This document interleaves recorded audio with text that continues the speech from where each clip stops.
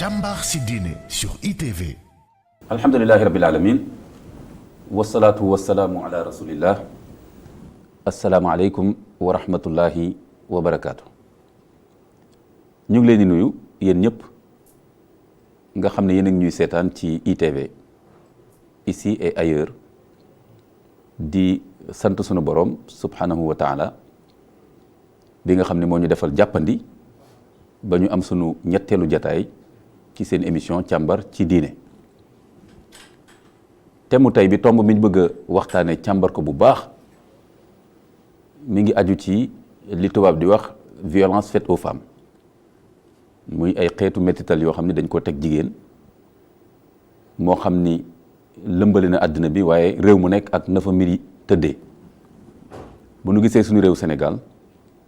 gis nañ am na benn loi bu ñu voté ci fan yi ci assemblée nationale muy criminaliser viol, maanaam siif jigéen ku ko def dina am daan bu tar boo xam ne danañ la ko teg. loolu yëpp dafa dugg ci ni ñu bëgg a xeexee mbiru mettital jigéen, violence faite aux femmes. mu nekk loo xam ni dañ ko bëgg a settantal. su ko defee balaa ñuy dugg ci biir waxtaan bi dinaa jox sama naataango yi ñi nga xam ne ñoom laa bokkal waxtaan bi tey ñu présenté wu su ko defee ñu doog a jàll ci reportage bi.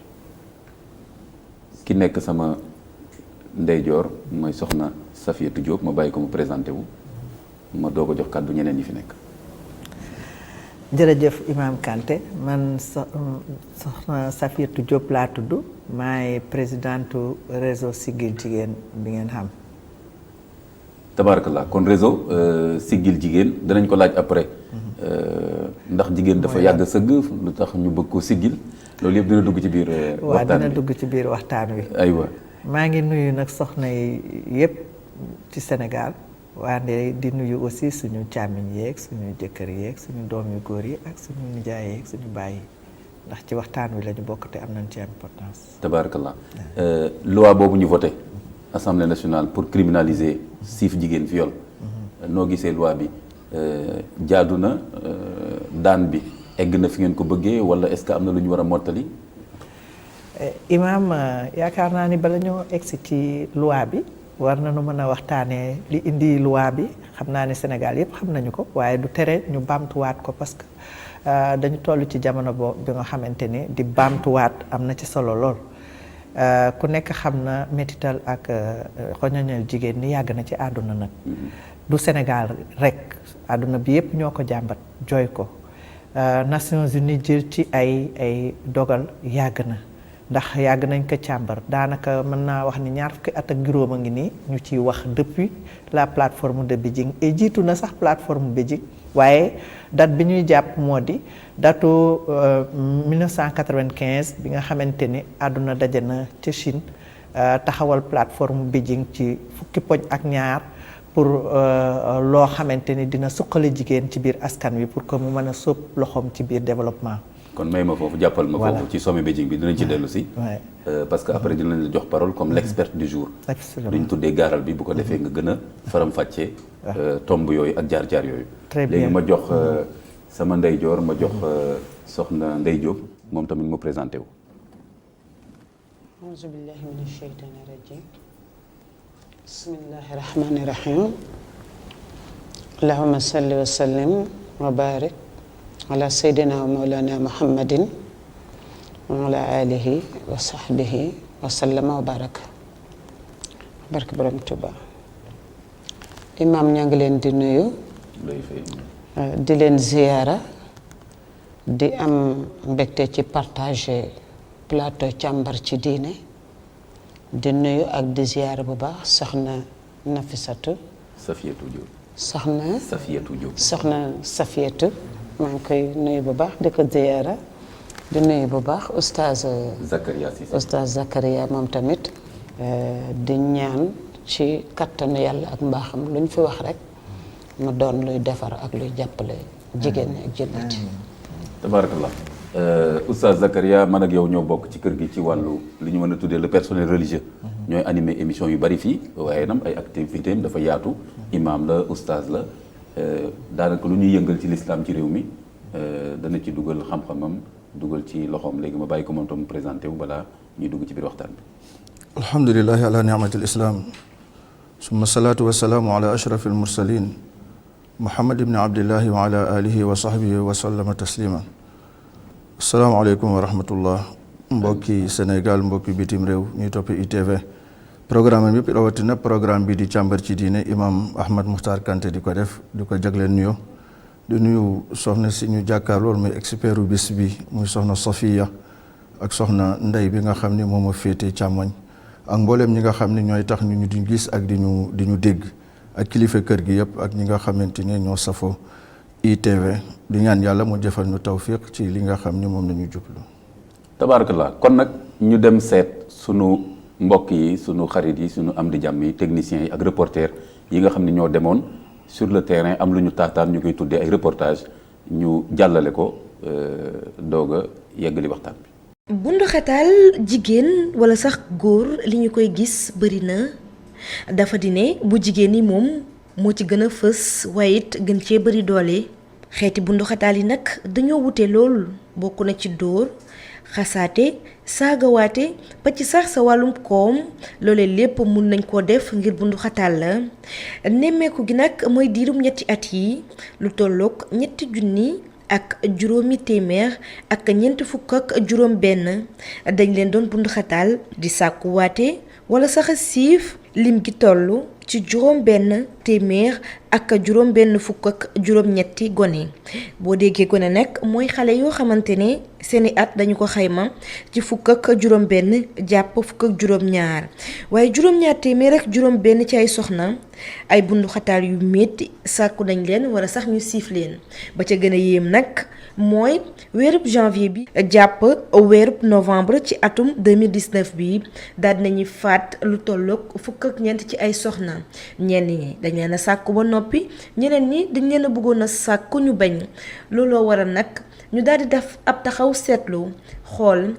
coppiteef yi ñuy xaar ci wàllum loi bi jëlee ko ci wàllum délit daal di koy criminaliser maanaam yokku daan yi naka la ko kuréel yi di xeexalee soxna yi gisee laaj woowee nag bi la tontu la ñu ci njëkk a am. ne loi bi kese doyut mais quand même lu ñu bëgg d'abord mooy ñu am dem vers la criminalisation du viol jëlee ko délit def ko crime mais surtout lu ci ëpp solo ñu xam ne mbir mi rek doyul parce que yeneen acte criminalisé nañ ko fi. loi bi kese doyul foofu rek. mu am lu ñu ko booleel loole nag nekk gis-gisu daanaka kuréel yépp yi nga xamante ne seen taxawaay mooy xeex bundu xataal gi ñuy def soxna yi bokk na ci nag lay dooleel boobule loi. ñuy wax ne loi boobu nga xamante ni si projet de loi la te dañ ko voté ji à l'Assemblée c'est sûr donc bu ñu ko na ànd ak ay mesures d'accompagnement mooy tax su ëllëgee. ñu man ko appliquer dëggantaan te duñ ci bàyyi dara beneen ba aussi ci mesure d'accompagnement yi ñuy wax ne gis nga ki nga xamante ni si sàkku nañ ko kooku ni ma la ko waxee léegi waa moom sagoom àttandu ko li ñu naan prise en charge psychologique moom war na ko am ñuy waxtaan ak moom ba nga xamante ni si moom dina mën a dellu si beneen accompagnement bi moo di ne accompagnement bi nga xamante ni si moo di mesure prise en charge sanitaire te yii ñaar ñu wax noonu mooy def nit boo ko boolee ak waa mun nga daal di am nag nga dool di am nit ki dëggantaan yooyu daal ñu ngi koy wax moom loi bi dem ci mais pour violence génn fi it nag sensibilisation da cee baax trop ñu ngi wax ne nañu am ay centre d'hébergement. ñi moom seen taxawaay dañu ko gën a yaatal ab kuréel lañu taxawal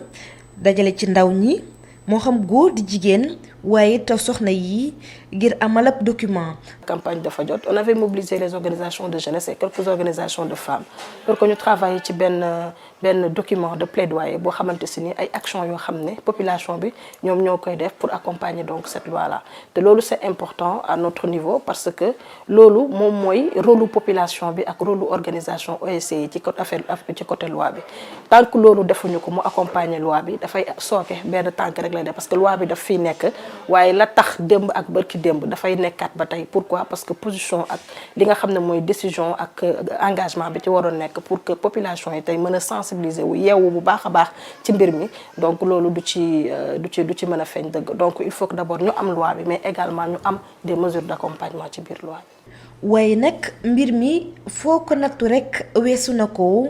nëppal bi dafa bari loolu ci réew mi suturaal doomu aadama tax na léeg-léeg yenn mbundu xataal yi ñuy def jigéen ñi duñu ko gis walla sax du daal di fës. ñu ngi wax aussi ne dénonciation loolu moom dañ ko wax moom communauté yi dénonciation bi nëppal boo gisee violence dem nëppal yi ak toog bañ koo wax moom moo ko indi. beneen bi it ñu ngi ni ñoo ngi attirer attention ci lu jëm ci preuve yi xam nga dañ la ne boo xamee ne yow victime nga de violence bul yàq preuve yi surtout nag ñooñ ñuy sàkku yii ñu wax léegi rek mooy yi feeñ mais yi nga xamante ni si feeñul moo ëpp fuuf. ak lu mu ci munti doon gis nañ ne xeex bi moom ñu bari daal nañ ciy sóobu di xàccandoo di dóorandoo ngir saafara daal di am ci bile jafe-jafe. déggandoo ñun ñëpp suivre nañu reportage yi mooy loolu ñu taataan ci ay soxna yoo xam ni dañu nekk ci association yoo xam ni dañuy toppatoo lépp luy warmaal jigéen di ko taxawu gis nañ fi tamit lu bari ci ay xibaar ay information yoo xam ni ku amul jot gëstu walla mën a topp lépp lu jëm ci violence faite aux femmes li ngay jot a dégg ci reportage bi dina la jox ay information mu am yenn point yu ma ci tënk boo xam ne dinaa ci laaj xalaatu ñu ma bokkal table bi dégg naa ñu wax fii ay xeetu métital jigéen kon dafa mel ne xeetu métital jigéen ay xeet la ay façon yu bari la daal du benn façon rek xam naa loolu bëgg naa tam ñu ñëwaat ci gis naa tamit ñu wax mbiru métital bu jëm ci xale yi mineurs yi maanaam koo xam ni du mag loi bi gis naa ñu wax ne war nañ ko am luñ ko booleel mu ànd ak moom bu dul loolu du am jeexital bi ñu ciy xaar population yi am na rôle bi ñu war a jouer loolu tamit dégg naa ko ci reportage bi ak nëppal bi dégg naa tam ñu wax ne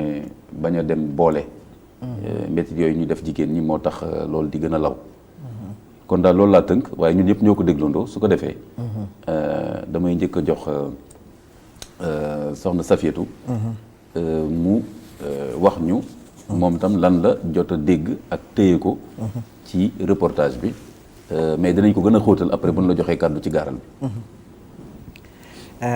jërëjëf Imam Kanté defe naa ni ñoo ko déggandoo waxtaan wi leer na nañ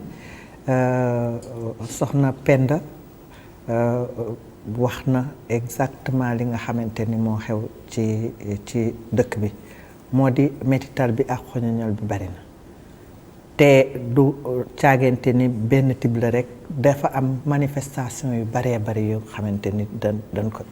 daf ci wonew et wax na itam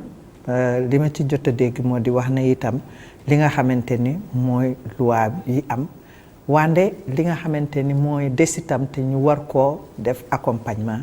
pour que ñu mën a saafara mbir mi ndax loi rek doyul li ma ci gën a jàpp ci wax ji moo di loi rek doyul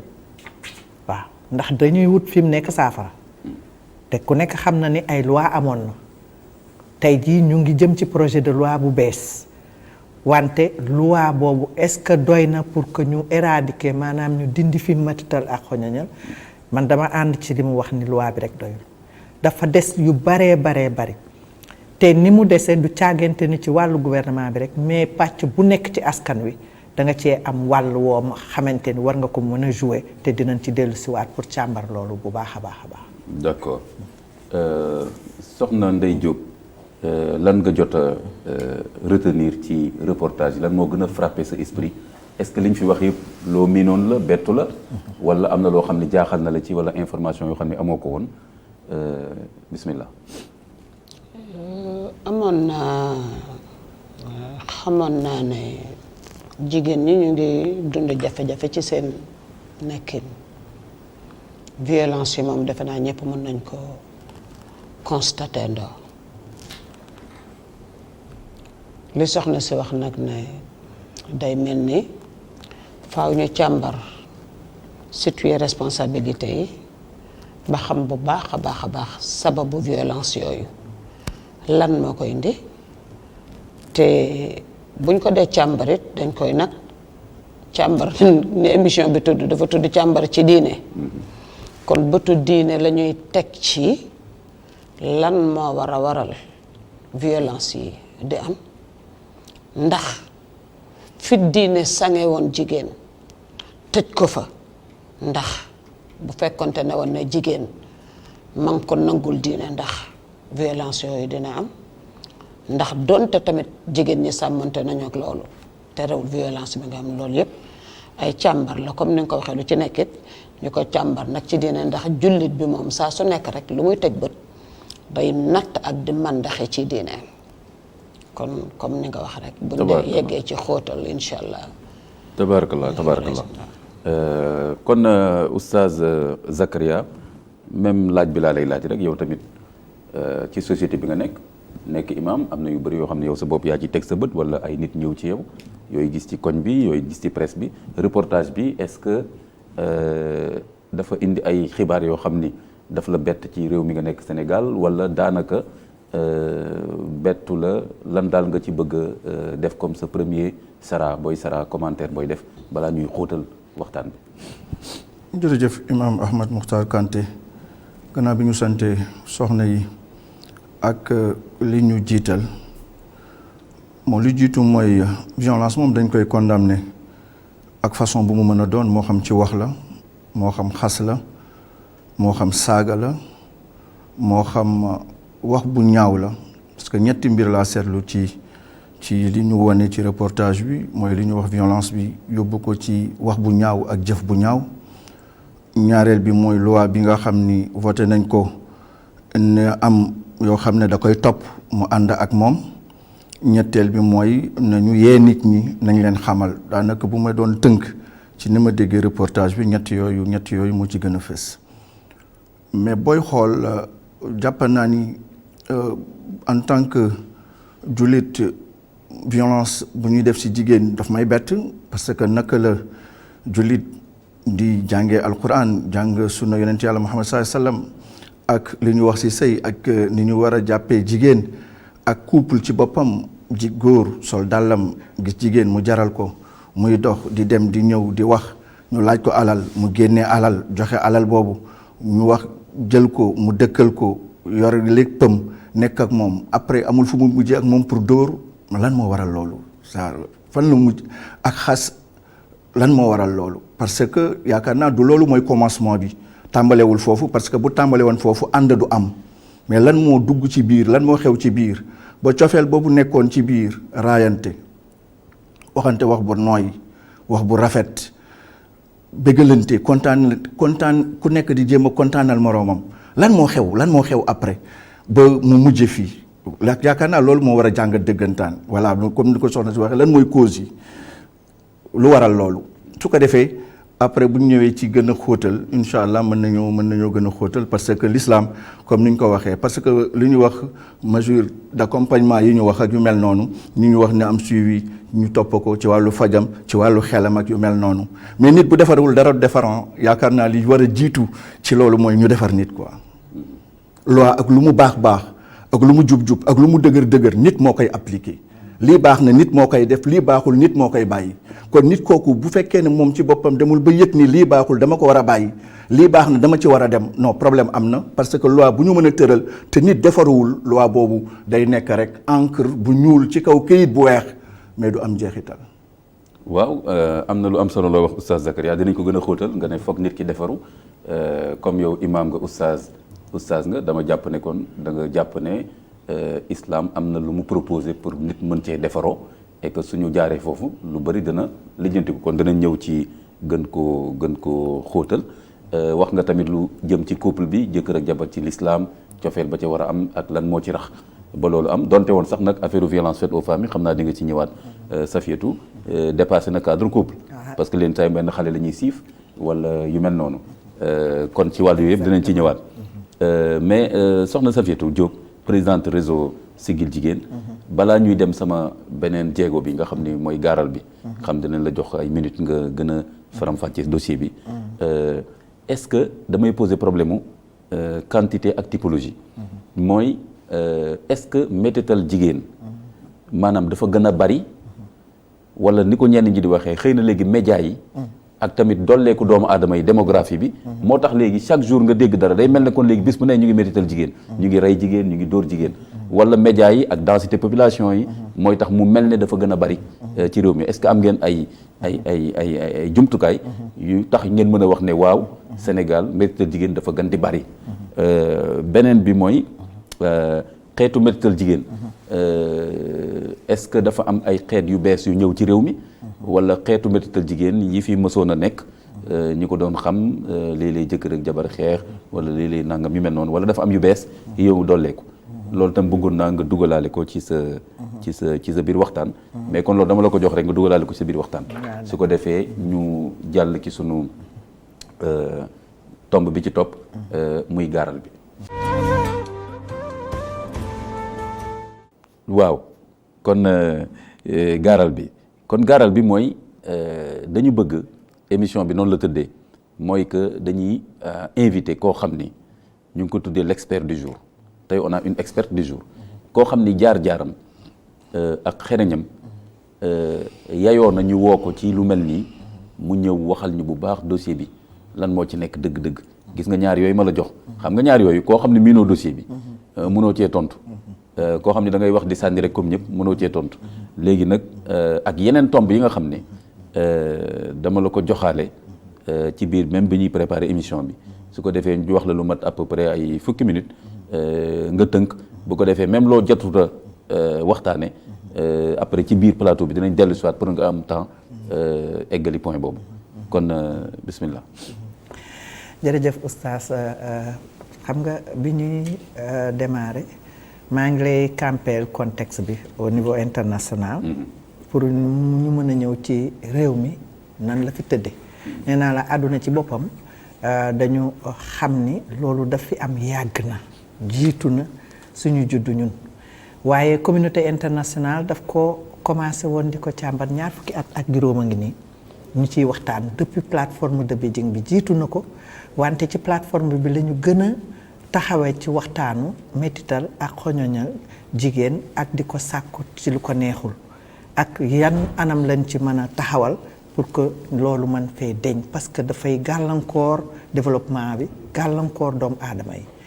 alors biñ ci jógee Sénégal itam ñëw jël ci ay yoonam en 1999 réew mi dañu tëral loi bi ñu naan loi de 99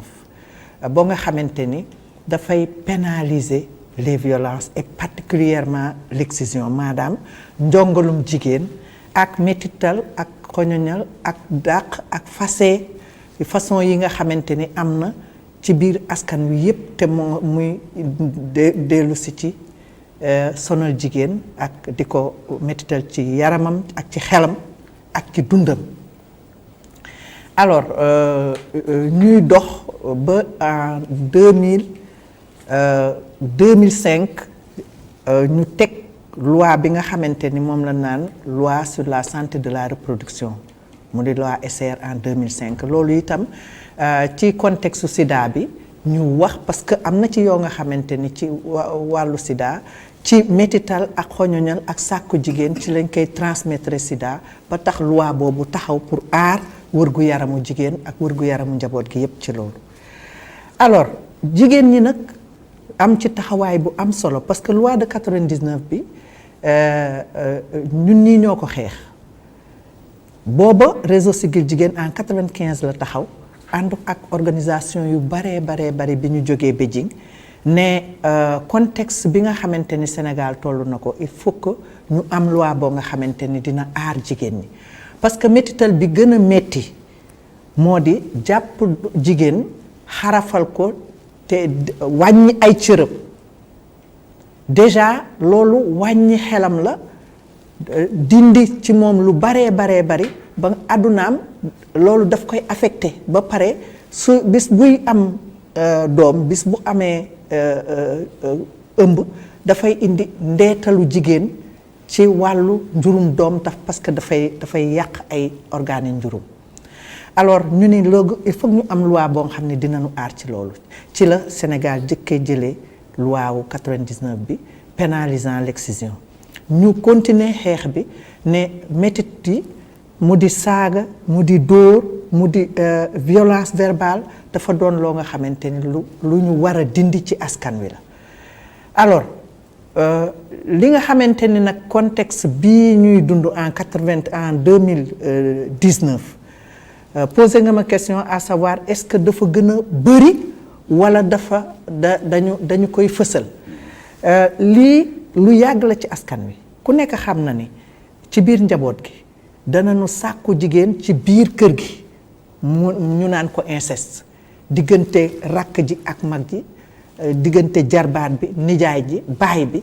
dafa doon am ci biir kër gi te day am ñu sàkku jigéen ñu nëppal ko doom juddu ci ñu nëppal ko mu am ay dégâts yoo nga xamante ni kenn du xam lan la. alors ci loolu ñu ne nag léegi yooyu il faut que ñu commencer nag di ko wax ca kaw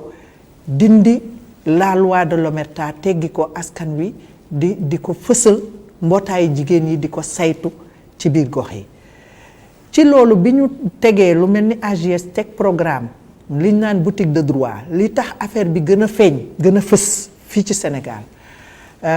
AJS dafa def stratégie boo nga xamante ni boutique de droit lañ ko tuddee foo nga xam ni jigéen ñi nga xamante ni dañuy am métit ak jafe-jafe ci seen sëy ak ci seen biir kër ak ci askan wi yépp dañ fay mën a dem juriste yi di leen xelal di leen toppatoo ñuy wax li nga xamante ni moo leen metti ñu di leen toppatoo pour que loolu mën a deñ wala ñu continuer yóbbu leen ci tribunal bi dindi ko.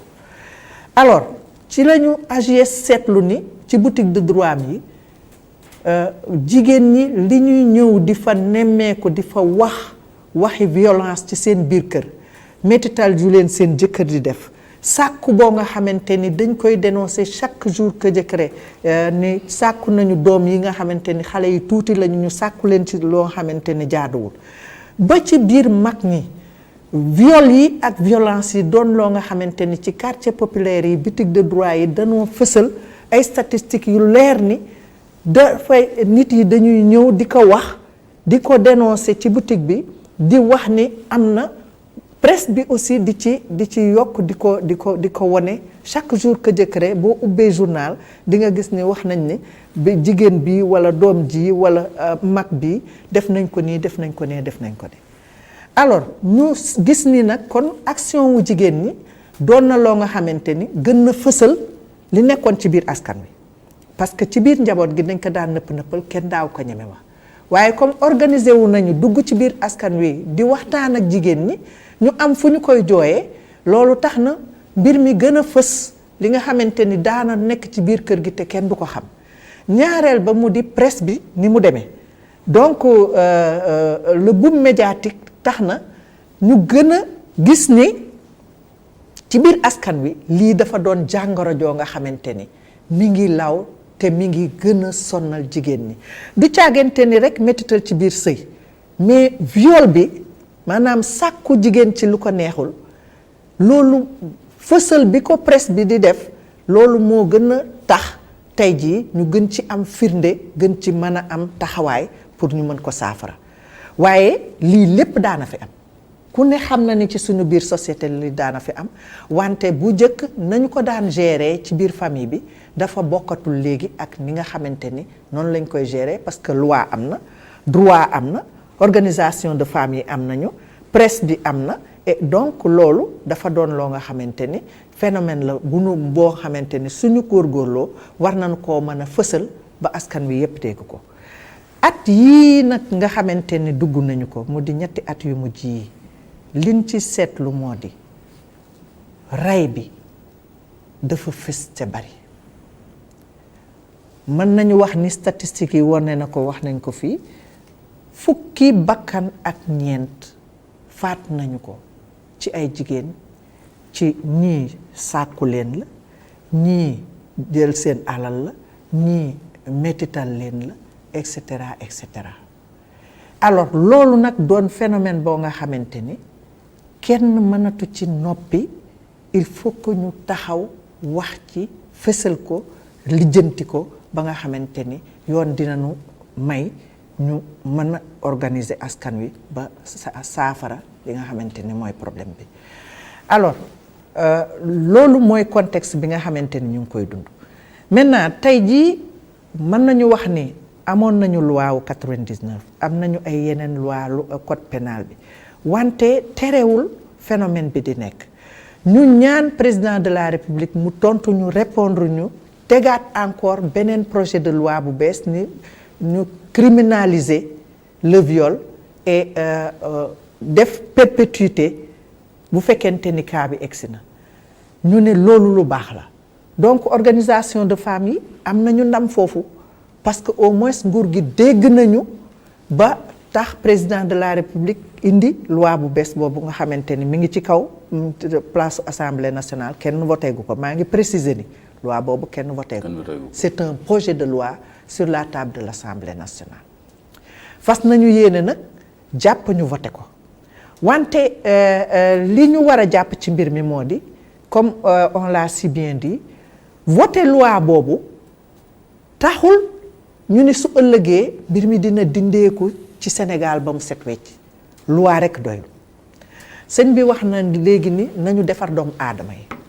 effectivement nit ki ci boppam nañ koy tabaxee war nañ ci dellusiwaat depuis la base et ñun loolu la ñu wax il faut que dans le cadre de la cellule familiale ci biir njaboot gi fa ñuy commencer jur ak yar ñu commencer di fa tabax jikko yi di fa tabaxaat doomu aadama yi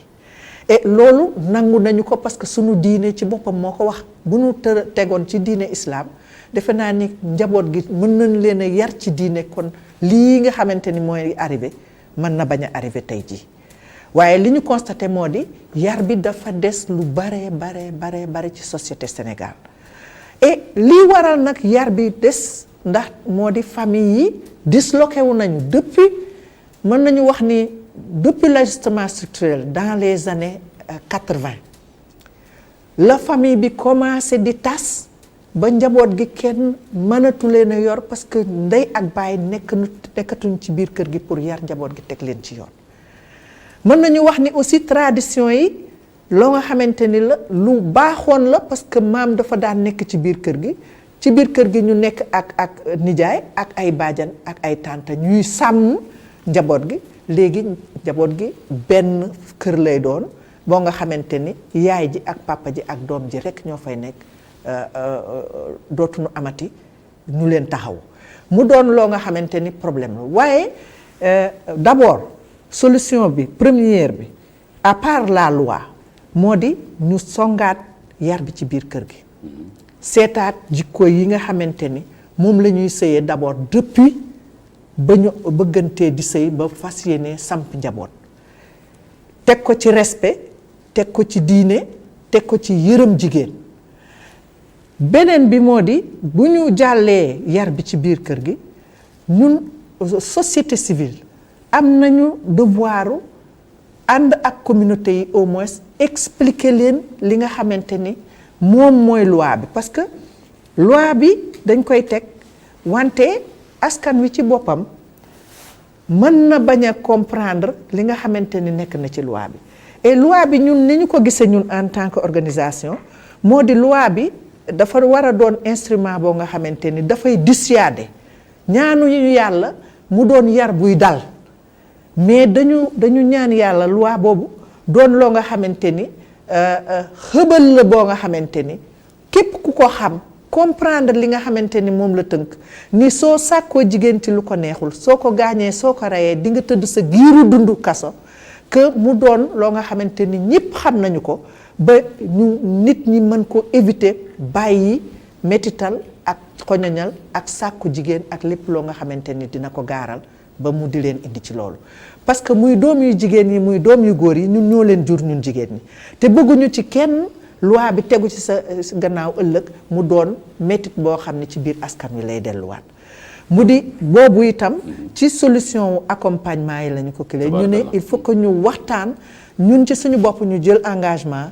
vulgariser loi boobu kër par kër village par village dëkk par dëkk waxtaan ak askan wi pour que ñëpp xam ne lii am na ñu éviter ko et loolu doon loo nga xamante ni dafay doon forme d'éducation boo xamante ni ñu bëree bëri ñoo xam ne naroon nañ ci jaar suñ ko xamee dinañ ko éviter ba tax du ñu daanu ci yeer mi nga xamante ni loi boobu teg na ko mu di dem kaso sa giiru dund mu yàq sa àdduna njaboot. lii daal loolu laa ki yoon en attendant. waaw kay que ñu gën a approfondir. voilà foog naa ubbi nga ay piste yu bëree bëri yoo xam ne dinañ ko gën a xóotal bu ñu jàllee ci tomb bi nga xam ne moom lañ tuddee Sara nga xam ne buñ ci ñëwee ñi ma bokkal waxtaan bi joxe ci seen xalaat ñu soulever question yëpp nga xam ni jàll bokk na ci waxtaan bi kon ñu jàll ci Sara. Sara. aywa kon dégg nañu l'expert du jour soxna Safiatou Diop wax dëgg yàlla yaakaar naa ni juumuñu bi ñu waxee ni jaar-jaaram ak xam-xamam màcc na ci dossier bi nga xam ni jigéen ñi en général mais dossier violence faite aux femmes dégg nañ li mu fi gaaral ci wàll bu bëree bëri ak ay firnde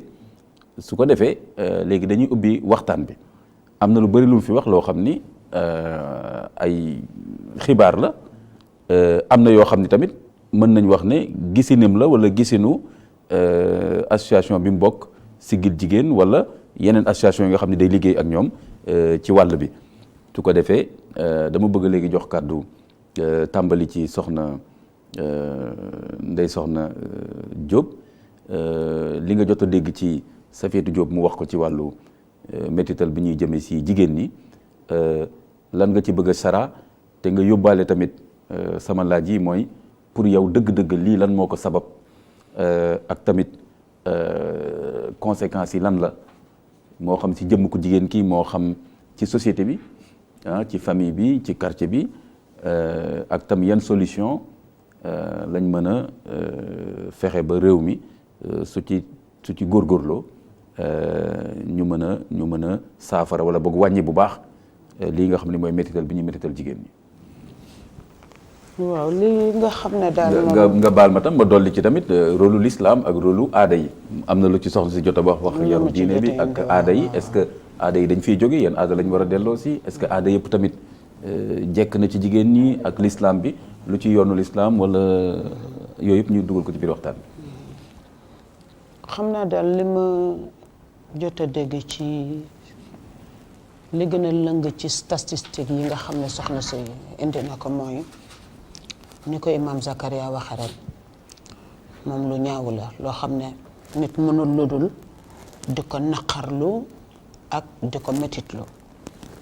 waaye jigéen ñi nga xam ne tamit jóg nañu takk seen dëgg fas yéene di ko xeex waaye defe naa ne askan bi yëpp amel na leen ngërëm amal nañ leen njukkal jigéen imam wax dëgg yàlla man dama lay faral di wax yow mi ne leen suñu borom daf ko teral ma wax ne sax bi suñu borom waxee ne wala xad karam naa bani aadama ba jëmmam di dandoo rek moom tabaaraka wa taala man nga wax ne jigéen la indi teg ndax dafa wax ne kii nga xam ne wax naa ne moo ma gënal ci lépp lu ma bind man jigéen rek moo ma ci doy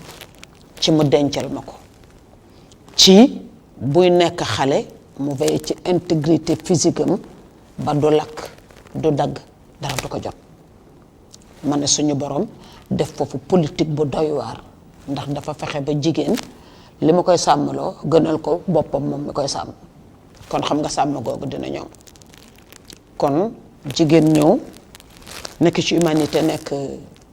li nga xam ne mooy mission originelle am di doon yaay ak nekk soxna kon kooku dafa nekk ki nga xam ne dafa am solo ci humanité loolu nag l'islam daf ko xam l'islam dafa xam tolluwaayu jigéen boobu moo tax dama dégg ci waxu soxna Safiatou mu mel ni li gën a bari ci seen décision yi ñu jël lu ci bari dafa tukkee ci ndaje boobu muy wax ne moo doon plateforme de Beijing bi nga xamee ne bari na lu bari li nga xamante ne tukkee na fa ci ay loi ak maanaam mën naa wax ne suma juumul foofa la ñu ngemboo ngir ñëw xeex mbir mi loolu tamit ma xaw ci am nag jaaxle tuuti ndax jaaxle bi ma ci am mooy loi moom ak ay convention yi ñuy ratifié ñun léeg-léeg daf ñuy xaw a jaaxal ndax dañuy jékki-jékki rek ñu ne lii warul am ndax Sénégal dafa ratifié lii te defe naa lu ñuy ratifié mooy engagé askanu lëmm ak devenir am bala ñu koy ratifié war nañ cee yëg ak askan wa tax ñu di ko ratifié ndax loi du lu spécifique ci nation yëpp loi bu universelle amul loi dañu wax ne booy tëgg constitution da ngay tenir compte ci li ñuy tuddee le substrat socio-culturel nga xam ne constitution ba ñuy tëgg traité ya convention ya dana dëpp askan ba ak i gëm-gëmam ak i aadaam ak i tradition ak culture am kon man maa ngi jàpp ne boo nee soxna Safiyatu ne soxna Fatima soxna Ndey soxna Faatu ay jullit lañu Sénégal gi nga xam ne fi lañ nekk dafa nekk nation bi nga xam ne téeméer boo jël nee nañ juróom-ñeent fukki ak juróom ay jullit lañu te nekkul ne saa su nekk traité yooyu ak convention yooyu dina nekk loo xam ne boo ko jëlee rek appliqué ko jigéenu jullit bi dina mën a ànd ak diineem li tax ba lu gën a bari tey booy seet li ma mën a joxe exemple ci loolu mooy plateforme Beijing boobu bi ñu demee ba dugg ci droit sexuel yi da ngay gis ne am na sax fu ñu waxee ne yow mi nga xam ne yow yaay borom kër bu fekkee da nga sàkku sa soxna te moom nanguwul boo ko forcé viol la te xam nga loolu boo demee ci diine mën naa am du tëddee noonu du tëddee noonu waaw ma gis ne tamit oustaz métital yi dañoo jóg rek daal di wax ne dafa nekk violence basée sur le genre man soxna Safiyatu loolu jaaxal na ma violence bi man dama gisul kenn rëcc ci gisuma ko ci mucc man gisuma muy mag wala muy ndaw wala muy góor wala muy jigéen ku ci rëcc barki démb lañ gis ku jël essence arrosé jëkkëram ba ma tooy xeeb mu kosete almet teg ko mu tàkk ba jeex tàkk ba faatu gis nañ fi coggalu diriyanke yoo xam ne benn góor lañ kidnappé yóbbu ko almati tëj ko semaine ba mu neex leen ñu génn ko bàyyi ba nga xam ne ndax violence yi xëj na bu ñu nekkee ci société boo xam ne dem nañ tamit ba bu diine ne nañ teel a mayee ñu ne déedéet te pourtant sexualité dañu dem ba fi mu nekk nii dafa nekk loo xam ne xale yi dañ koy teel a dund bañ ne ko ba dañu wàcce majorité sexuelle bi presque ci ay 15 ans 14 ans 15 ans nga gis colka xale yi xool xale yi ni ñuy soloo dama seetaan benn ustaas bu jigéen ñu ne ko col yi nii moo tax ñuy violé nit yi ki mu dendel ne ko kon da xanaa kon kenn du woon violé Binta Camara mele ca Casamance nga xam ne moom wax dëgg dafa muur waaye Seyda bi daf ko tontu lu yéema daf ko ne góor ki muy gis ba mu yëngal deretam te jotul ci moom pour violer ko ndax viol boobu nga defe ne loolu mu ëmb bu koy sotti ci keneen ndax day distinguer ba xam ndax muuru na ak muuruwul ñu xool suñu série yi nga xamante ne tey ci suñu média yi ci suñu réew ñu porté violence boo xam ne ak taarix boo xamante ne man boo seetaanee le mandat nga xam ne tey bu ñu ne Allah kubar nga gis xawma ma xuree jegey la daal di génn daal di ne waxuma leen sama kër gi da ngeen fi nekk bu julli jotee ngeen di tëdd ne daw acca yëpp soxna yi ku nekk daal di jóg jàpp daal di laal sa kaala julli léegi tey série yi ngay gis moo raw Hollywood léegi da ngay gis série sénégalaise ñu yor seeni pistolet di diirante jooy nañ fi maîtresse d'un homme marié te loolu propagande boobu suñuy telee ko def maîtresse d'un homme marié boobu ñu ngi lancement beneen film bu tudd Ménage à trois boo xam ne mi ngi waaj moom it te ñëwagul donc li ma jaaxal mooy violence bi ndax nekkul jikko yu yàqu ci fondement bi quelque part ak sexualité bu débridé boo xamante ne kenn nga laa bu ko fenn te loolu tamit am ci tëralin yoo xamante ne comme dañ caa génne l'islam ndax day mel ni li gën a bari ci traité yooyu nga xamante ne convention yooyu ñu nga xamante ne ñu ngi koy ratifié day tax ñu dandal diine léeg-léeg ma tax ñu xaw a écarter diine pour adopter convention yooyu ma gis ne loolu tamit xel war na xalaat ci loolu ndax tey man damay wax ne dëgg la dinañ dem Beijing dinañ dem Amérique dina ratifier ay traité ay convention mais man li ma gis mooy leadership civilisationnel boobu nga xamante ne Occident mu ngi ko doon def man sur le point de vue humain dama jàpp ne dafa échec lu tax mu échec. li tax mu échec imam mooy bu demee ba tey ji bu déggee ñu théoriser genre jigéen ak jigéen ñu yoonal ñu ànd góor ak góor ñu yoonal ñu ànd dem ba boo demee ay dëkk yu mel ni Allemagne tey ñoom légaliser nañ inceste nga xamante ne mag mën na ànd ak rakkam baay mën na ànd ak doomam nga xam ne samp yi suñu borom mandargaale woon socialité doomu aadama ni mu samp woon société bi loolu lañ dem ba màbb ko nga xamante ne day mel ni ñoo xam ne tey jii ñoom am xamatuñu fu ñu jëm ak lu ñuy def est-ce que ñun ñooñu aveuglement lañ war chaque fois di leen topp man dama defe ne jigéenu jullit bi bu amee dara li nga xamante ne dérangé na ko ci société am dérangé ko ci réewam wala ci diineem dama jàpp ne ci ëttu diine la war a seeti solution mais pas en dehors. d'accord kon loolu daal ba keroog ñuy ñëwaat ci soxna Safiatou. waaw kay danañ ñëwaat man nekkoon na lu ma xaw a jaaxal tuuti. waaw danañ ñëwaat danañ noté ko rek. danañ ñëwaat d'ailleurs loolu moo tax muy am tour de table. kon parce que émission bi loolu moo ko tax a jóg mooy weccante xalaat bu baax a baax. pour que te ñu ñemente suñu biir. ci biir société bi. jéem a seet xalaat yi gën a rafet. yi nga xam ne mooy defar askan bi. kon foog naa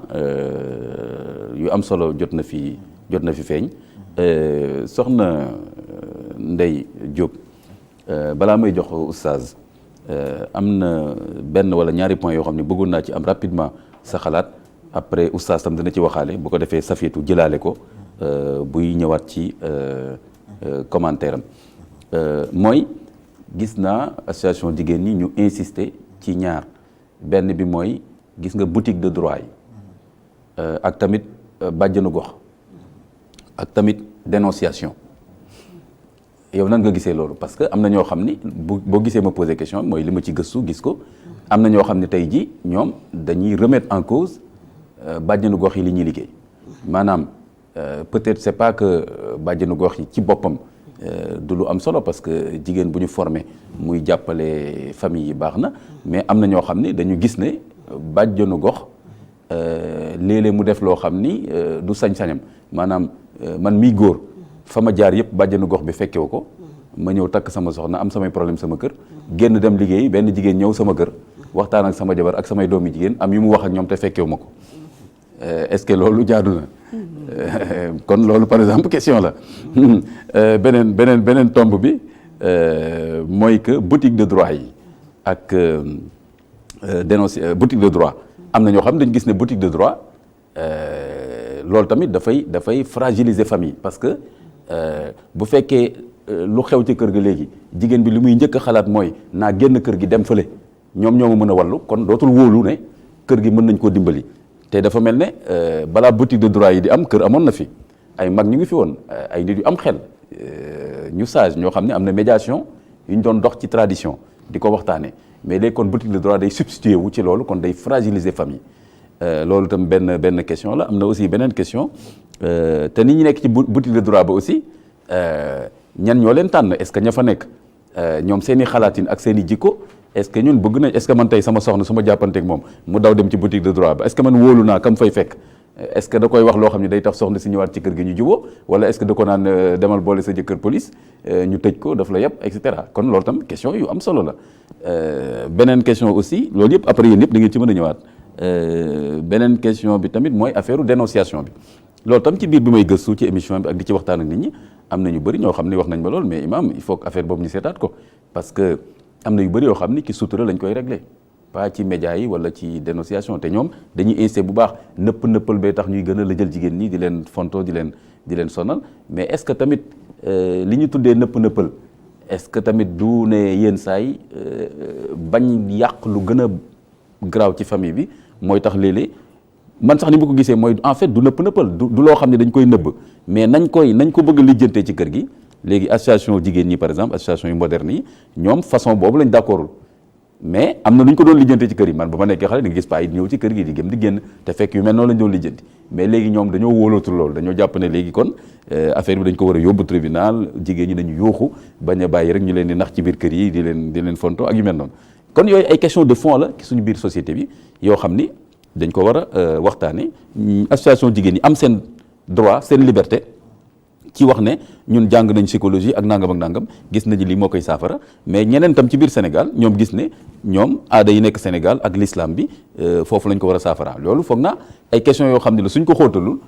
dina indi ay malentendu mais loolu yëpp kon dina ci ñëwaat ci li des ci biir émission bi mais nañ ñemente te wax ko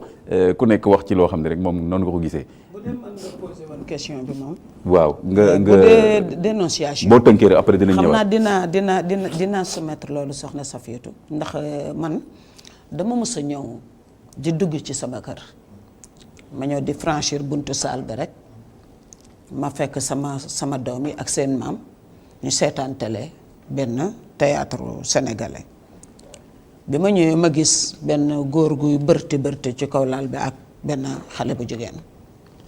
ma ñëw nuyoo ne salaamaaleykum kenn dégguma ma ne salaamaaleykum waa yéen doo leen ma ñu soog daal ñoom ñëpp xàqataay doy seen maam daal di ne ah gis nga de ñun théâtre bee ñu yóbbu ndax gis nga paa bu ñàkk fayda bi dugg néegu doomam nii di batti ma fay télé bi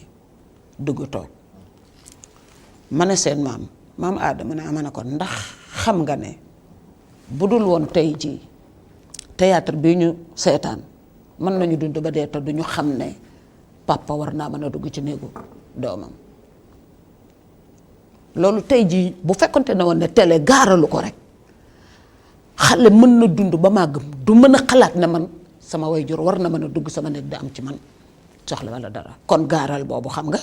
mooy li may wax ne yonent yàlla Yusuf saa yu magam yu ñëwoon di ko tàggul ne ko nañ dem foy seen papa da leen di wax déedéet bu ngeen ko yóbboo till gi daf koy lekk fa papa ji dafa gént till lekk ko bu mag yi tàggoo rek mu ne leen till gi daf koy lekk bis bi mag yi jëlee ko dem tàbbal ko ci teen bi sànni ko ci teen bi bi ñëwee seen papa bi mu leen laajee dañ ko ne till ga lekk na ko que yonent bi wax foofu ne bàyyi leen di sax seen doom ay lay li ma bëgg wax foofu soxna Safiatou mooy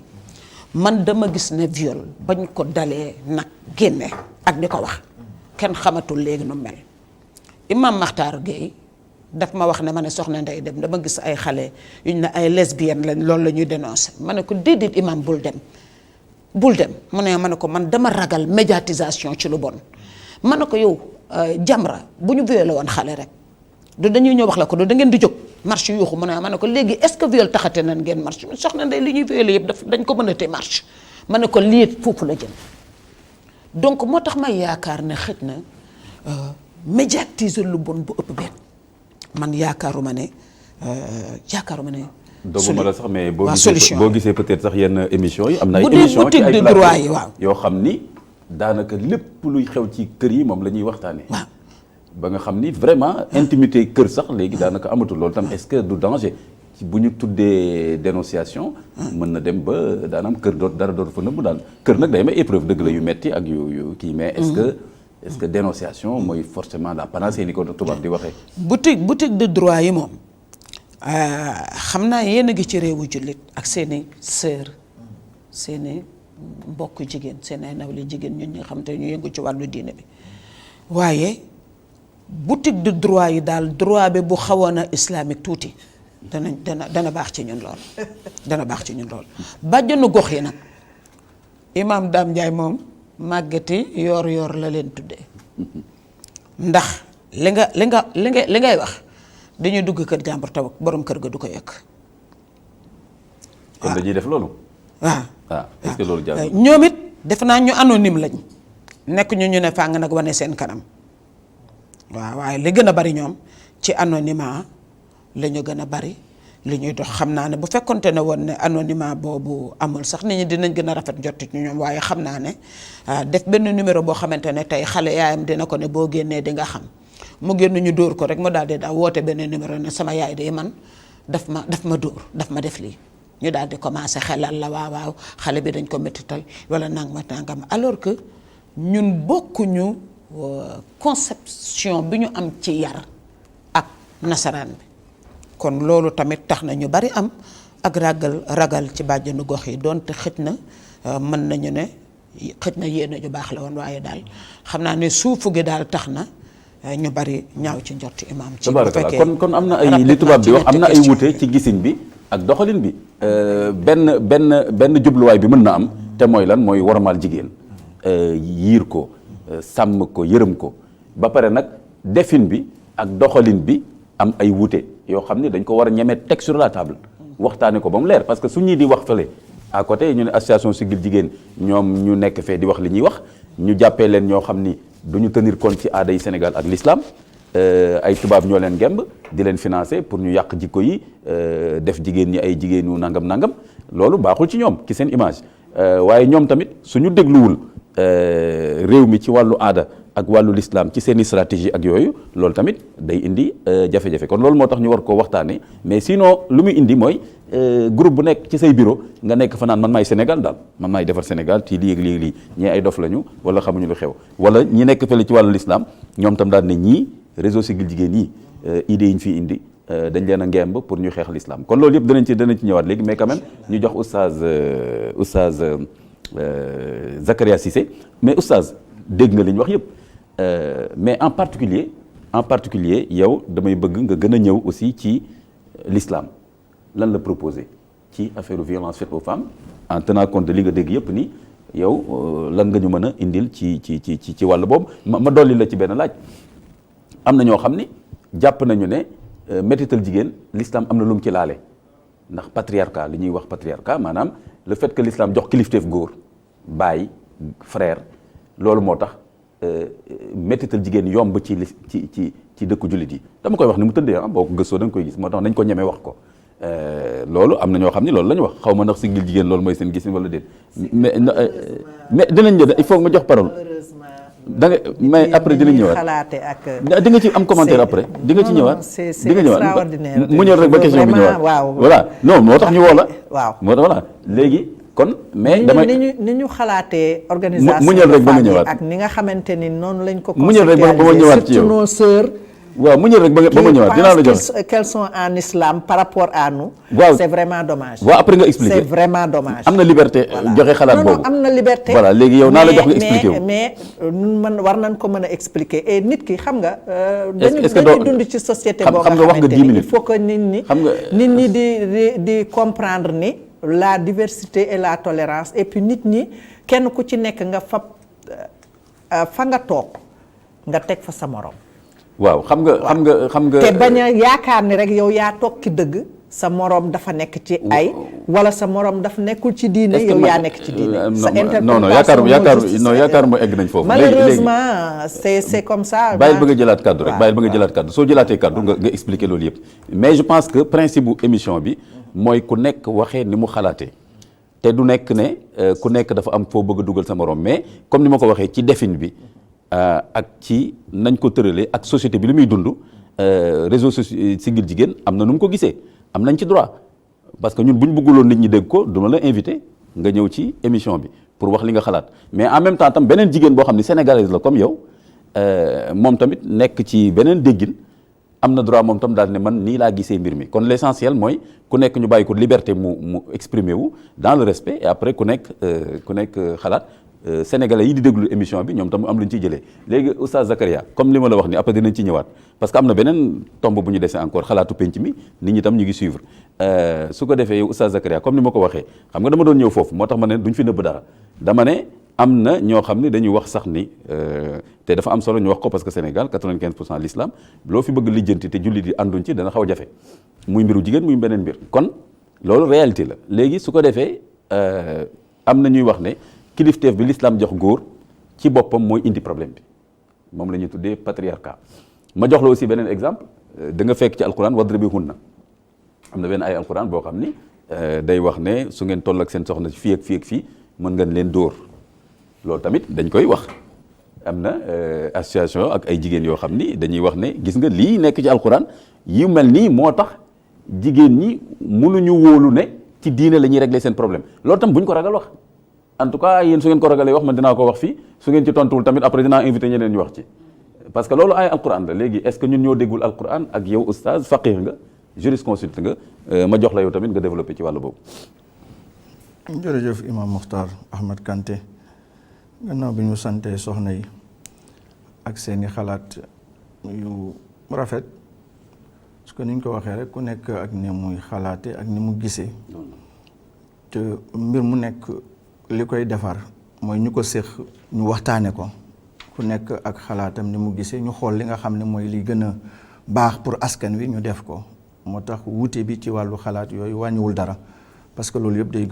day gën a sakkanal day gën a yaxanal li nga xam ne moo nekk xalaat yi li am solo rek mooy bañ a xeebante bañ a woyofalante respectante ci wàllu xalaat bu loolu weesoo mooy wax ci cadre l'islam li ko tax a jóg mooy dàq lépp loo xam ne lor la donc dafa am benn règle ci jurisprudence ñu koy wax ad-dararu yudfa'u bi qadri al-imkan c'est-à-dire lor duñu xaar ba mu ñëw ñu ne nañ ko fi jëlee ci l'islam mais nu ñu mën a def ba pousse ko rek kemtalaayal kàttan dañuy jéem a pousse lor boobu avant muy ñëw. prévention quoi. c'est ça léegi nag bu dee lor ñëw na parce que mën na ñëw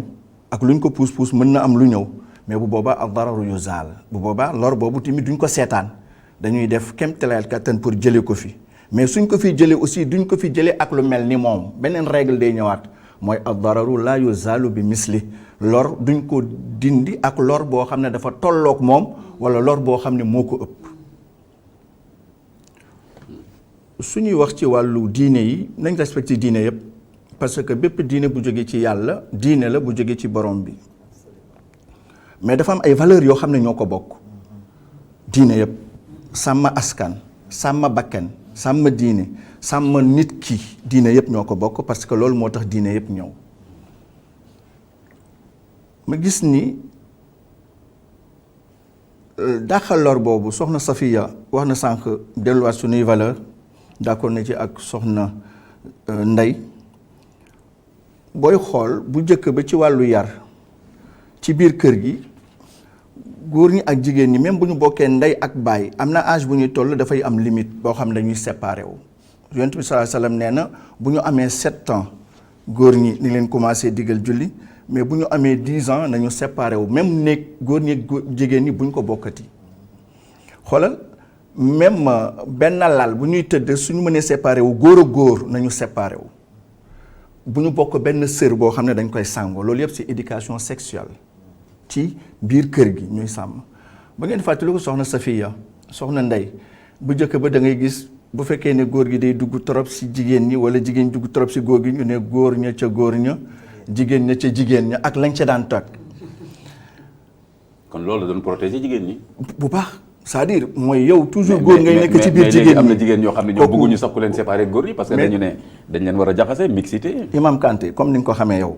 mooy néegu góor ñi da daan am néegu jigéen ñi place góor ñi place jigéen ñi yow sa biir néeg fi ñu nekkoon mooy say rakk jigéen mag jigéen du ñu dugg sax si biir néeg yooyu c'est-à-dire loolu dafa am lu bëri lu mu sàmmoon donte am na luy am ci biir kër yi comme ni ko soxna si waxee loolu duñ ko dàq mais am na lu bëri loo xam ne daf ko sàmmoon tey sa sœur bàyyi ay weenam ci biti ngeen baal ma parce que dañuy waxtaan ñu wax mu leer bàyyi ay poojam ci biti nga di ko gis en tant que góor donte sa sœur la ak réseaux sociaux yi li ñuy gis film yi li ñuy seetaan dana dem ba boo moytuwul li ne waroon nekk benn digale bu nekk sa digganteeg moom léeg-léeg mën na indi moo tax ñu ne mag bi àgg na ci rakkam wala frère bi àgg na ci sëram wala baay ji àgg na ci doomam lu tax parce que ci biir kër gi jaxasoo boobu nga xam ne mooy am ak teg bët boobu nga xam ne moom lay teg bët léeg-léeg seytaane mën naa mën ba gumbaloo nit ki tëxloo ko mu topp li nga xam ne moom la bëgg ba yooyu am beneen bi mooy dinaa d'accord ci nañu jël lu bees lu baax mais lu dëppoo ak li nga xamante ne ñun aussi mooy sunu aada mooy sunu cosaan tëju torop baaxul mais ubbeeku torop baaxul parce que ubbeeku torop day tax nga seey yow dootoo amati yow dootoo nekkati yéen xam ngeen mondialisation culturelle. Absolument. mondialisation sociale. donc loolu bu amee léegi ñun day mel ni ñun suñu bopp amatuñu parce que dañuy seey ci biir ñeneen dañu am ay valeurs dañu am diine dañu am culture kon bu ñuy tëral nan nañu mën a solutionner problème yi nañu jël yooyu boole ko ci moo tax li soxna si doon wax aussi damay ànd ak moom parce que maa ngi fàttaliku le 4 mars 2013 Nations Unies am nañu seen 57e jotaay bi nga xam ne mën nañoo def seen commission bi yore wàllu jigéen ñu ngi ko doon def ci wàllu violence yi nga xam ne moom la ñuy def ci jigéen ñi nu ñu koy mën a contrecarrer commencé ko 4 mars ba le 15 2013 mais ci biir comme ni nga wax ni léegi mooy góor bi kilifteef bi nga xamante ne moom la yore léegi waratu ko yor parce que maanaam jàpp nañ ni violence bokk na ci jigéen bi nekk ci biir kër gi di liggéey di ëmb ko imbi ngeen baal ma di fóota ko togg raxas ak paase góor bi di dem ci biti di liggéeyi di am koom te jigéen bi nekk ci biir kër gi du am koom ki tax du am koom mooy ku góor ki kon normalement daf ko war a fay ñàkk a fay boobu day wane ni kooku violence la boo xam ne góor bi mu ngi koy teg ku jigéen ki daanaka léegi bu boobaa léegi kilifteef dootul amati mais partenariat lay doon lii la si nii nañuy ànde te bu boobaa day wuteeg sunu valeur day wuteeg sunu diine day wuteeg sunu li nga xamante ne moom moo nekk sunu aada ak sunu cosaan ak yeneen yu bëri yoo xam ne bëgguma cee sori mais loolu doy na comme junj dinaa d'accord que ni jafe-jafe am na ci ñaari côté mais ñu jëppan rek góor ñi jigéen ñi duñu ay wujj jamais ay mag ak rakk nañu ay baay ak doom nañu ay ñeneen noonu donc bu boobaa dañuy ànd pour mottalante ku nekk am na rôle boo xam ne moom nga war a jouer mais société bi mënul jag te ñoom ñaar jàppantewuñu te ñoom ñaar ànduñu te ñoom ñaar joxantewuñu loxo moo tax yàlla ba mu defee aadama ca àjjana moom dong mu jël xawaa teg ko ci wetam parce que mission bi aadama war a def moom rek mënu ko def il faut mu am jigéen ci wetam pour mu mën koo def bu fekkee ne benn côté mooy fonctionner ci société muy góor wala jigéen beneen bi fonctionner wul bu boobaa société bi day nekk société boo xam ne dafa paralysé kon ñoom ñaar ñëpp il faut ñuy waxtaan il faut ñu ànd wàllu dóor nag comme ni nga ko waxee alxuraan da ko yaxal mais attention il faut ñuy xool finalité yi aussi ci wàllu atte ñun ci jurisprudence atte bi bu ñëwee dañuy xool finalité doo xool yax bi rek texte bi mais da ngay xool finalité texte bi lan la yàlla commencé wul ci dóor dana problème dana am soxna Safiya jiite nga mbootaay boo xam ne réseau Siggil Jigéen la ay jigéen la mais teewul am na kilifa yow yaa ko jiite ay góor a ngi ci sax mu ngoog c'est ça c'est-à-dire li mu bëgg a foofu mooy ñaari nit fu ñu àndee wala ñett il faut mu am kenn ku jiite absolument mais ci biir kër yàlla ci boppam moo tànne ne góor jiite parce que góor ar-rijaalu qawwaamuuna ala nisaa bimaa faddala maanaam jiite boobu mooy na taxaw temm ci wax maanaam ci waxu arab bi ni mu ko waxee na góor sàmm dëkkuwaayu jigéen bi na taxaw temm ci dëkkuwaayam na taxaw temm ci colam na taxaw temm ci wéram na taxaw temm ci lekkam na taxaw temm ci naanam na taxaw temm ci sécurité am na taxaw temm noonu nga koy firee ci wolof pour mu ñëw mooy qawwaam si yoxe mu baalaxa mais oustaz loolu nga lim lépp est-ce que exactement góor ñi ñu ngi koy matal voilà fi mu nekk c'est-à-dire léegi bu ñu waxee yooyu est-ce que ñu problème bu koy amee matal nañ jëkk a wax mooy communication comme ni ngeen ko xamee sëy communication moo ko jëkk a yore il faut ñuy communiquer loolu mooy walaati taxaafuuna nushuzahunna communication nañu communiquer suñu communiquer li communication bi jàllul mais fekk nag ndaw si sax moo tooñ moo def lu mu warul def moo jalgati yàlla ne yow ku góor ki communiquer ak moom waxal ak moom bàyyiloo ko xel ci boppam bàyyiloo ko xel li nga xam ne moo nekk ay devoir am bu fekkee ne amul njëriñ léegi yow tong ko mais tong ko ci tëddukaay bi mooy ci lal bi séparation de corps nga gedd ko ci lal bi tax waaw mais pas mën ma ko tuddee séparation de corps xam nga ki nga xam ni xam nga jigéen ngeen baal ma ni ñu koy waxee daanaka royaume moom mooy kaw lalam dafa mel waa moom buur la foofu quoi moo ko moom foofu nga xam ni buur la yow mi nga xamante ne yow yaa nekk war a nekk dagam foofu nga jox ko ginnaaw bu dee moom xelam a ngi fii te bëggul fi tërniku loolu dina ko metti bu boobaa moom ci boppam mën na jéem a wut waxtaan encore loolu nag bu demee ba nga xam ni loolu nekkul ci la dóor doog a ñëw mooy waxtaan gàddaay mu fitterñu ko dóor mais bu fekkee ne solution lay doon parce que koo xam ne waxtaan njëriñu ko gàddaay njëriñu ko bu dee dóor ci boppam day njëriñ bu boobaa ñu dóor ko mais bu fekkee ne dóor day gën a indi problème bi dañuy solutionner solution nañuy wut mais booy wut solution doo indi loo xamante ne day gën a indi problème mais dóor bi aussi day nekk dóor boo xam ne doo dam mayax xam nga gis naa ñu wane fii benn waay boo xam ne nii la def xar kanam nii dank ko dóor ko ci kanamu jigéen même góor sax war a wax dank di dóor ko sans dara yoon saa sala moo gën ñëpp mais musul dóor jigéen comme ni nga ko waxee te nee na ñi baax ci yéen duñ ko def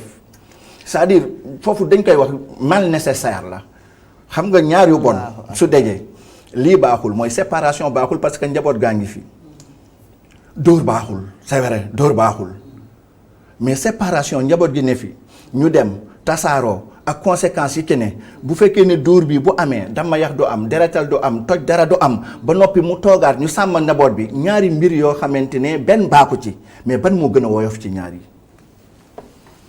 xel li muy joxe mooy ñaari mbir bu ñu dajee ñaar yëpp 10 bi gën a woyof te benn mënu see ñàkk da ngay jël yéen ay wax moyen mal wala moyen de mal tabaarkalla non mais alxuraan la du caagin dañuy wax pour ñu d'accord mais dañuy wax li yàlla wax waaw c'est ça mais jéem a raisonnement boo xam ne aussi nit bu fekkee ne day ànd ak logique am mën na ne d'accord naa ci lii wala d'accord ma ci lii la tabaarkalla je pense que loolu moo ci am solo mooy effectivement du pour sax ñu d'accord mais au moins pour que société bi ñu bokk ku fi bëgg a def dara nga xam ni am na ñeneen ñu gisee neneen rawatina l'islam bi ak doole bi mu am ci réew mi koo xam ni sax bëgg nga defar société da ngay bàyyi xel société bi ay pas-pasam ak gëm-gëmam parce que loolu àddina bi yëpp noonu la mel boo demoon tey Union soviétique nga dem Chine nga dem États-Unis am na loo xam ni boo ko fa bëggee defar ba pare bëgg koo jaaree fenn fi di nga am problème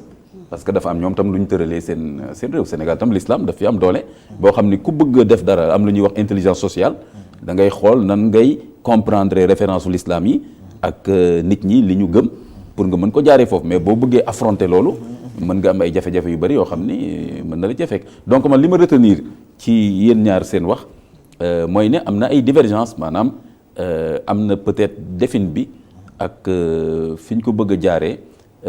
ni ma gisee sànq soxna Safiatou mu réagir mooy wane ni moom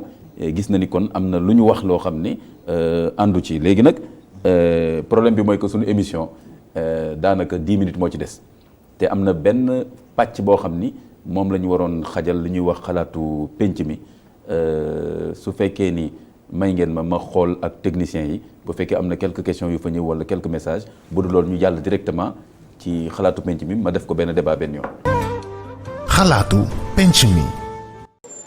métti na trop violence yi moom métti na trop instant bii moom doo ñemee sax génn booy génn yaa ngi xalaat agression yaa ngi xalaat ñu yóbbu la ñemee woo jël taxi. tata ngay dugg te tata aussi y a des risques lu ne nga fay dégg ay tafu ay affaire yooyu noonu yaa ma gën a xam ay riisoog yooyu noonu moom daal moo ngi noonu daal ñun daal amatuñu sécurité ñun jigéen ñi moom on est faible trop faible même. violence boobu noonu xaw na bëri léegi nii parce que mun naa ne mënoo toog une semaine boo xamante ne nii déggoo ne rey nañ fii nit wala sàkku nañ fii xale bu jigéen loolu nag yaakaar naa état bi aussi am na part de responsabilité quoi. parce que nit ñi aussi dañuy toog liggéeyuñu benn instant. mooy loolu nga yor ndey yor baay yor njaboot dafa métti daal violence bi daal loolu moo gën a waral état bi daal lu mu war na jéem si ñun daal xelaataat jeunes yi parce que jeunes yi ñooy avenir réew mi quoi. ñu koy def ñëpp yaakaar naa ne drogue la ñuy utiliser quoi ñuy drogue wu daal en général ñooy def loolu mais ku ànd ak sa sago doo def loolu quoi doomu aadama ni yow nga mun koo tiim mun koo faat yaakaar naa loolu koy def ànd ak sa xel ak sa sago. man selon moi de loolu bokkuma ci xalaat bi parce que man mi genre je m'habille comme je veux parce que mais n'empêche cela ne veut pas dire que da ngay abusé wu ci nit ki nu mu solo rek pour juger ko wala pour genre abusé wu ci moom il faudra trouver des remèdes sur ça aussi. du ñëpp nag mais am na ñenn ñoo xam ne li ñuy sol moom baaxul parce que xel-xel la rek te góor la aussi am na ñi xam ne mën nga solu sexy mais décent comprendre nga mën nga sol sa jean sol sa yére yoo xam te ne doo divulguer sa yaram yëpp mais des fois dañuy def décolleté en haut décolleté en bas ñaari décolleté yëpp. des fois mën nañ violer nit ki mentalement sans pour autant genre abus sexuel et tout mën nga violer nit ki mentalement par rapport à tes dires say faits et gestes tu peux le violer sans pour autant que nga rendre ci compte. loi boobu dañ koo war a voter teg leen loi bu 10 boo xamante ni ku fi def violence jigéen ñu teg la daan bu méttee métti ba nga xamante ni doo ko ñemeeti def. xalaatu penc mi. loolu moo doon xalaatu penc mi parce que penc mi tam am na ci wàllam parce que Sénégal la ñuy waxtaanee donc du ñu ne rek ñii ñooy experts yi ñii ñooy oustaz yi ñii ñooy Sénégal dégg nga expert bi mi ngi nii waaye en même temps am na yeneen sénégalais yoo xam ni ñu ngi dund ci seen kër di dund ci mbedd mi oustaz bi tam la muy wax ci aaya ak hadis am na sénégalais yoo xam ne xëy na mën nañ wax ne aaya boobu dégguñ ko wala niñ ko comprendre wala niñ koy appliquer ci société bi xoola par exemple question jigéen nu muy solo ak yooyu ñëpp bokkuñ ci gisin am na ñoo xam ne gis nañ ne non jigéen mën na solo nu ko neex waaye loolu warul tax góor violé ko xëy na peut-être diggu doomu bi moo ci laaj mais dama yaakaar ne société yëpp boo demee am na yoo xam ne permettre nañ ko nit def ko ci mbedd mi ak lu ñu permettrewul nit def ci mbedd mi ay attentat à la pudeur daanaka société yëpp presque am nañ ko loolu tamit xëy na dañ ci war a bàyyi xel sans ñu ne dañuy forcer jigéen ñëpp ñu solo nii wala nii yooyu itam je crois que lu jar a bàyyi xel la ala kulli xaal pour man waxtaan bi am na solo léegi soxna Safiatou dam lay jox li nga jot a dégg ci xalaatu penc mi ak tamit sànq commentaire yi fi am léegi naa la joxaat kàddu gi nga ñëwaat lan nga bëgg a leeralaat wala loo xam ni àndoo ci liñ wax fii comme ça léegi nga leeral ko. jërëjëf oustaz. parce que damay ragal après réseau si jigéen ñu ne imam moo bàyyiwul Safiatou mu wax. non le débat est déséquilibré. loolu ça moom c'est très clair. Bon. Et je vous avais dit carrément que effectivement en général ces genres de plateau bu amee très souvent.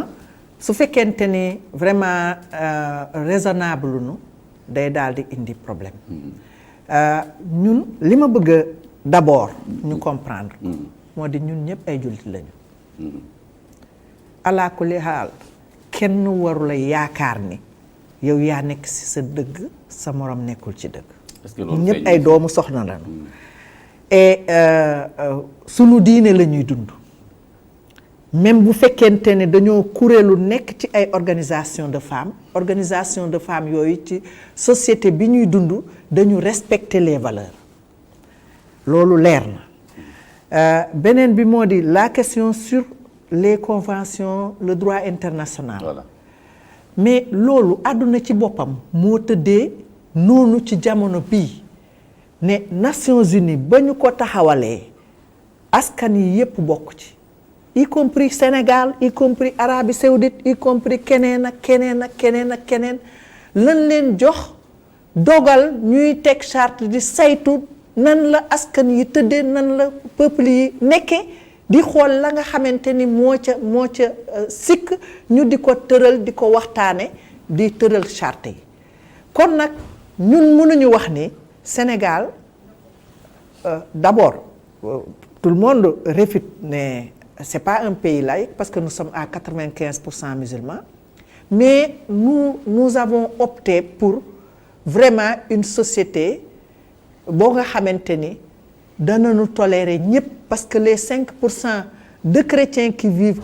avec nous sont aussi respectés que les 95%. Et nous vivons notre foi. Et très souvent, li nga xamante ni moom mooy indi erreur d'appréciation mooy ñi nga xamante ni dañu féete ci diine dañu yaakaar ni ñi nga xamante ni ñu ngi yëngu ci mbir yooyu naka sa dul noonu la ñuy xalaate et loolu dafa doon loo nga xamante ni lu doy waar la lu nu war a dindi ci suñu société la parce que ñun ñëpp nit diine lañ oustaz xam nga man lan laay prôné ci organisation non bul ma dagg xam nga lan laay prôné ci organisation bi déglu rek xam nga lan laay prôné ci organisation waaw mais quand même posé naa leen question waaw mais waaw posé naa leen question non li am solo moo di ñun ñëpp ci dëkk la nu dëkk boo nga xamante ni dëkku diine la dëkku croyance la dëkku foi la que ñu xam ni chrétien lañu wala musulman lañu dañu am ay valeurs gëm nañu yàlla ci loolu lañu tënku waaye ci droit bi nga xamante ni kile la droit boobu moom moo tënk sunu dëkk loolu ci loolu bu àndul ak l'islam nag lu ñuy def attends ci loolu mooy question bi non ci loolu man waxuma ne droit boobu àndul ak l'islam non dama ne bu àndul ak moom àndul sax en réalité. waaw mais loolu yéenay wax loolu ne droit boobu àndul ak l'islam su leen neexee ngeen wax ne droit boobu àndul ak l'islam moo am parole waaye li am solo moo di législateur bi nga xamante ni moo teg loi bi assemblée nationale ña fa nekk mënu leen a wax ni du tënkuwuñu ci ne ñoom itam ci askanu diine la ñu bokk ak ngëm muy l'islam muy chrétien. mais li am solo déglu rek li am solo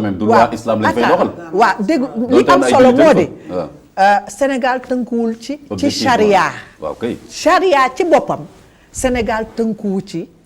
et wax dëgg yàlla mënuñu wax ni dañuy appliquer charia ci sunu réew mi. waaw maintenant ce que ñii nag ñoom dañu ne soo bëggee régler problème bi il faut nga bàyyi ci xel charia yow nga ne charia appliqué wuñ ko. léegi dama la ne constitution loi ak droit bi fii tënkuwul ci charia. te waru ci maintenant non waxuma ni waru ci tënku dama ni tënkuwu ci. d'accord xam nga li nga xamante ni moo waral débat yu demee nii di xaw a. féete boor dafa féete xam nga on est dans un pays libre. nous sommes dans un pays effectivement libre. mën nga wax sa xalaat. ñun li nga xamante ni moom la ñuy dawal moo di tey jii bu ñuy wax l'islam ñun ñëpp xam nañ ni mooy diine ji nga xamante ni moo jëkk a tinki jigéen moo jëkk a jox droit jigéen moo jëkk a jox liberté ak clé jigéen pour que mu doon vraiment doomu aadama bu nu respecté et loolu ñun ñëpp nangul nañu ko ne su fekkoonte ni tey jii dañu appliquer exactement li nga xamante ni moom la l'islam wax ci diine góor ñi ñëpp tënku ci jigéen ñi tënku ci ñu appliquer ko ci yërmande kon defe naa ni violence du fi am mais yéen débat bi nii nga xamante ni noonu la demee nii ngeen koy justifier dafa mel ni da ngeen a justifier ni c'est normal qu'on violente les femmes sénégalaises qu'on les viole et véritablement que nous soyons dans cette situation et que situation bi mën a demee nii parce que tout simplement la faute revient aux femmes ou revient aux organisations de femmes ou revient à la loi qui n'est pas dans le système. yéemewul parce que ni débat bi demee la li taxoon non awma problème oustaz te bi waaw ba nga ma wooyee ni ma na nga ñëw ci débat bi dama laa leeral lu leer nañu ni la man am naa maandute ak pas-pas boo nga xamante ni du ma dugg ci débat yoo xamante ni vraiment dafa may indil yeneen préoccupation parce que respect laa am ci doomu aadama yëpp ak kenn ku ci nekk na ngay xalaate waaye su fekkente ni dafa nekk débat boo nga xamante ni dañ lay teg ci situation yoo xamante ni véritablement nekkul ci li nga xam ni moom mooy suñu xalaat ak loolu la ñu yaakaar ni loolu la ñuy def ci say propos am nga liberté défendre du ma ci dem lii laa la jëkk a wax nga ni ma non nous serons ensemble et le débat sera civilisé nous allons débattre. Jusqu'à présent je pense que le débat est civilisé. parce que ku nekk dafa wax xalaatam rek. non oustaz ñu ngi wax. je pense que le débat est civilisé parce que je donne la parole ku nekk yaa ngi wax li nga xalaat. non ku nekk ñoo ngi wax li nga xalaat. wante léegi soo ma mayee parce que léegi 5 minutes moo ma dese. léegi li ma lay may mooy nga joxe sa tàggatoo. benn message clé boo bëgg a joxe. sama tàggatoo moo di je regrette. du ñàkk ñu amaat beneen possibilité. je regrette ce débat. mooy sama tàggatoo je le regrette mais nag condamné wu ma. kon pour yow débat il faut ñëpp juboo ci lépp. déedéet du question ñëpp juboo ci lépp. mais question suñu ko tegee dañ koy teg. décortiquer ko ci xel. mais ku nekk ak xelam rek ak ci li nga xamante ni. véritablement moo di valeurs yi nga xamante ni au moins ñoo ko bokk te kenn ku ci nekk jël sa morom teg ko ci sa place bañ a yaa xeeb wala nga teg nit ki. wala nga yaakaar ni gis-gisi ñii groupe bi nii la demee wala nii la demee. xam nga Sénégal ñun ñoo ko bokk ñun ñëpp ay doomi diine lañu ñun ñëpp ay doomi soxna lañu. soo conclure et malheureusement c'est ce débat là je le regrette parce que j'ai été sur beaucoup de plateaux. wante parce que xoolal yéen bu ngeen la toogee rek façon dont on a tenu ce débat là c'est malheureux ñii oustaz yi ak ñeneen topp la di wax kon débat du am. looloo tax nag. te ñaaw njort boobu ngay wax kon day am toujours. waaw ma ne looloo tax nag ñu naan leen ñi nga xamante ni féete nañu ci diine nañu positiver par rapport ak ñun ñi nga xamante ni ñoo ngi xeex ngir tout simplement doomu aadama ak askan wi mën a jëm ci kanam. Malheureusement quelquefois ce n'est pas le cas. D'accord. waaw quelquefois ce n'est pas le cas. Comme je retiens ce message là. Comme je retiens ce message mooy kenn vous appelez à la tolérance à un débat civilisé. Je retiens ça. Mais on retient ça. léegi nga may ma ñeneen jëm jox leen parole parce que ñoom tamit dañu war a wax te il reste quelque. c'est regrettable c'est regrettable. C'est vraiment regrettable. Ce message clé après ma jox oustaz aussi pour ñu mën a tëj émission. C'est regrettable parce que l'islam li mu wax ci diine ak li mu wax ci doomu aadama defe naa ne suñ ci tënku woon débat bi du demee nii parce que dina doon vraiment buñ ko tënkoon ci l'islam tënk ko ci respect kon lu bëree bëri yoo nga xamante ne ay question la ay xalaatin ay mandargal mouvement wu jigéen yi du demee nii pour erreur maintenant pourquoi pas danañu ñu corriger débat bi ba teg ko ci anam boo xam ne ci ngay gën a retrouver amul benn problème mën nañu am beneen rendez-vous bu gën a tegu ci yoon man de oustaz message clé rek waaw dama jaaxle dama am regret trop soxna Safi maa ngi jéggalu bu baax a baax ndax mën naa la waatal ci alxuraan ne la froissé la wala dara musul nekk sama intention man dama nekk jàngalekat nekk non vraiment man gisuma fi débat personnel situation dama ciy jàngee man dama jàngee ci yow li nga wax yëpp dama ci jàngee dama ne rek il faut ñun ñi nga xam ne xam nañ ne problème am na te ñun ñëpp ñoo ko bokk te métital bii ngeen di wax ñun ñëpp naqarlu nañ ko waaye buñ ko dee saafara wala da nga kaa justifié ci jigéen ñi seeni taxawaay ak seeni kile ak seeni attitude moo ko waral et c'est ça qui n'est pas bon léegi kon yow boo demee seetaanaatal débat bi bu baax parce que dama defe ne kon léegi retiré naa parole bi léegi waaw parce que ñu ngi ci conclusion bi ngeen may oustaz amul benn problème ñu may oustaz c'est-à-dire sa message clé voilà c'est ça tolérance passé wul ñu war a mën a waxtaan échange ku nekk joxe xalaatam ak dënn bu ubbeeku loolu mooy tolérance bu njëkk yaakaar naa te gis naa loolu am na xam nga bi avant ñuy commencer technicien bi dafa ñëw ku nekk mu jox ko micro jox ko fi mu koy def test voix waxal mais lim ñu def loolu yëpp dañ ko def pourquoi ñu def ko parce que moom moo xam loolu moo jàngal loolu ñu accepter ngay wax di répéter mais yàlla mi bind asamaan yàlla mi bind suuf yàlla mi bind nit yàlla mi xam nit tayam ëllëgam subaam léppam ne man nii laa bëgg nit doxe keneen wax leneen ba noppi ñu ne déedéet waxu yàlla nañ ko teg nañu jël waxu keneen te kii xam lii wax ñu lii ñu nangul ko loola mais est-ce que loolu logique na est-ce que loolu ànd na ak xel loolu rek laa bëggoon tëgg li nga xam ne kenn wax fi waaw kon léegi li yàlla wax suñu ko appliqué woon violence du am fii du am feneen loolu on est d'accord c'est une bonne conclusion donc je crois que man daal li may tëjee waxtaan bi pour man d'abord remercier leen yéen ñëpp sant leen gërëm leen débat par définition moo mel nii mooy fekkoon ku nekk da ngay ne su ma ñëwee lu ma fi neex rek laa bëgg ñu wax wala ni ma ko bëggee lañ koy waxee kon débat du am te ñi fi toog ñëpp fii ay mag lañu ku nekk am nga jaar-jaar am nga loo xam am nga loo gëm kon jafe-jafe amul ci wàll boobu débat moo mel nii débat boo mën a jël du sama débat man rek jël beneen débat boo mën a jël et ça dañuy di wax bu jóg taxaw sax parce que débat kon par définition foog ñu nangu loolu léegi nag su ko defee pour man li ma gis fii mooy lan mooy problème mu violence faite aux femmes ñëpp reconnaître nañu ne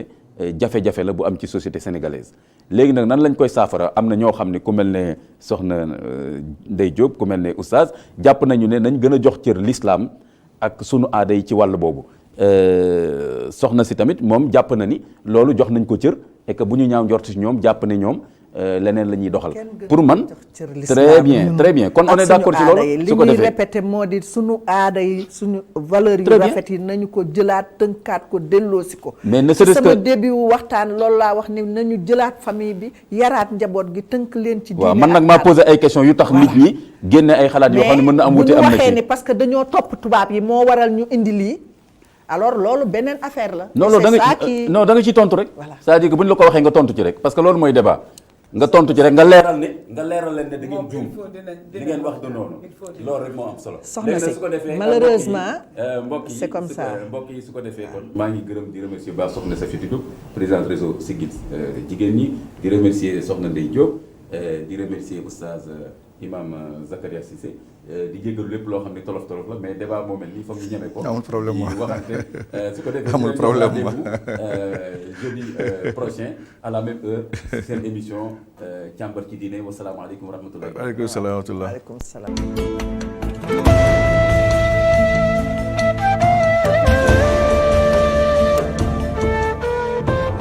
Càmbar si diine sur ITV.